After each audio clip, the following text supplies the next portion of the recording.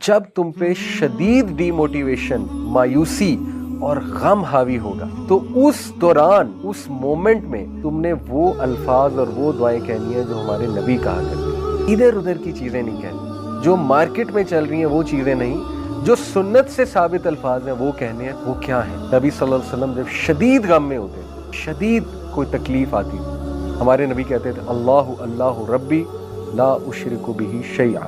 इसी तरह हमारे नबी कहते थे या हय्यु या कय्यूम बिरहमतिका अस्तगीस।